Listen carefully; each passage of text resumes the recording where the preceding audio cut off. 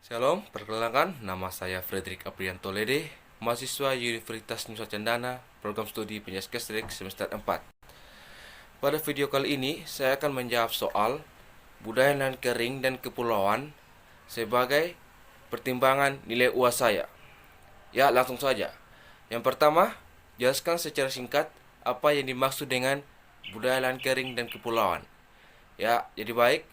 Menurut saya, budaya lan kering dan kepulauan adalah suatu gagasan, tindakan dan hasil karya manusia dalam bercocok tanam di lahan kering. Ya, seperti itu. Nah, yang kedua tuh kemukakanlah secara singkat bagaimana keadaan iklim yang ada di daerah Anda masing-masing dan tanaman apa saja yang cocok ditanam di daerah tersebut.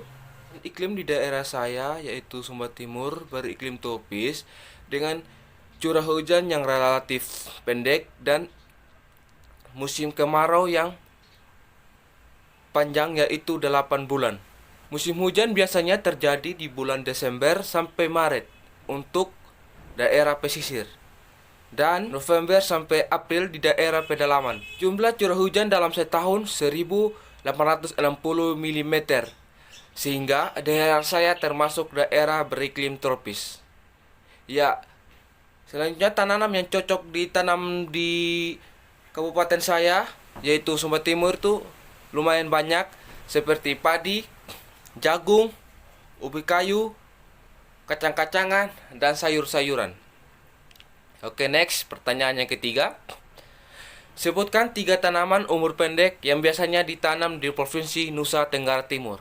Jadi baik, tanaman umur pendek yang biasa ditanam di Nusa Tenggara Timur yang biasa saya lihat yaitu adalah padi, jagung, ubi kayu, kacang hijau, kacang tanah, mentimun, lombok, jeruk, dan bawang.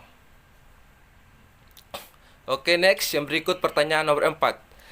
Jelaskan cara mengelola 5 tanaman umur pendek yang telah Anda sebutkan pada pertanyaan sebelumnya.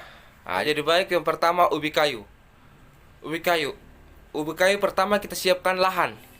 Lahan yang bagus untuk menanam ubi kayu adalah yaitu tidak terlalu berair agar ubi tidak busuk dan galian untuk menanam batang ubi kayu itu 20 cm. Kedalamannya itu 20 cm.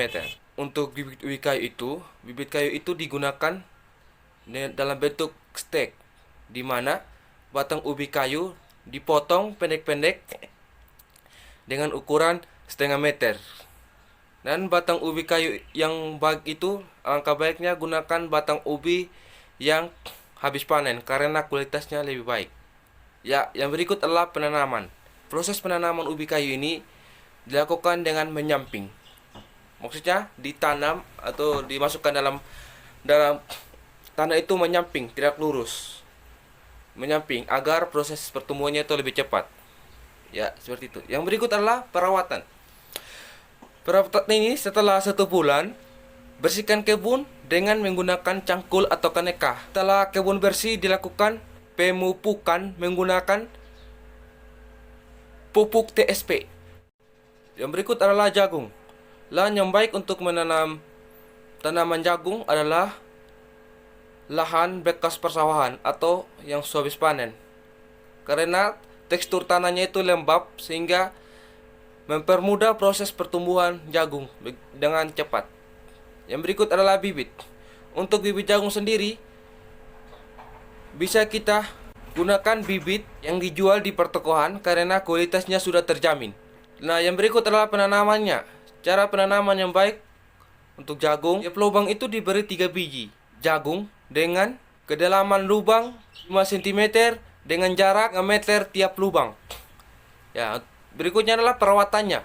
Setelah 1 minggu bersihkan rumput liar dan berikan pupuk urea dengan NPK 1:1.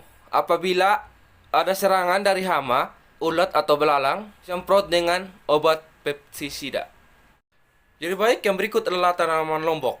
Lahan tanam yang baik untuk tanam lombok adalah sediakan kebun, kemudian bersihkan, dibuat beden dan diberi pupuk. Yang berikut adalah pembibitan. Untuk bibit lombok sendiri itu bisa dibuat sendiri dengan cara memilih buah lombok yang baik. Kemudian pisahkan bijinya dan dijemur. Bisa juga Anda beli di toko pertanian terdekat. Yang berikut adalah menyamaikan lombok. Siapkan lahan kecil yang lembab, kemudian sembur biji lombok dengan merata. Yang berikut adalah penanaman. Setelah usia biji lombok berumur 4 minggu, pindahkan biji lombok pada tempat yang disiapkan. Jangan lupa untuk menggembur tanah dan diberi pupuk. Nah, yang berikut adalah perawatan. Perawatannya itu rajinlah memberi pupuk kompos sehingga lombok cepat berkembang dan lebih organik. Dan jangan lupa untuk menyirami lombok setiap hari. Yang berikut adalah tanaman kacang hijau. Lahan tanam yang baik untuk tanam kacang hijau adalah yang mengandung zat organik dan memiliki keasaman yang baik. Nah, berikut adalah bibit. Untuk pemilihan bibit kacang hijau yang baik adalah warna bijinya itu terlihat hijau dan besar atau berukuran besar. Nah, untuk penanamannya itu cukup simpel, di mana kita pertama melubangi tanah dengan jarak sesuai, yaitu 30 kali 10 cm. Tiap lubang diisi 3 sampai 4 biji. Nah, yang berikut adalah perawatannya. Tiap lubang itu diberi pupuk organik dan urea, dan jangan lupa setiap minggu dimasukkan air. Next, pertanyaan yang terakhir atau nomor 5. Sebutkan 5 tanaman umur panjang di Provinsi Nusa Tenggara Timur yang bisa dimanfaatkan sebagai sumber makanan atau sebagai bahan properti dan bahan lainnya. Oke, di sini saya mengambil pertama itu adalah pohon kelapa. Ya, mengapa saya mengambil pohon kelapa? Karena pohon kelapa ini mempunyai manfaat yang cukup banyak. Ya, sebagai bahan makanan. Dan juga kayunya itu bisa digunakan bahan properti dan juga bahan bangunan untuk membuat rumah. Yang berikut adalah pohon jati. Dapat dijadikan sebagai obat dan kayunya itu dapat digunakan sebagai bahan properti dan juga bahan bangunan. Yang ketiga adalah pohon kemiri. Buahnya itu dapat digunakan sebagai rempah makanan. Yang keempat adalah pohon mahoni.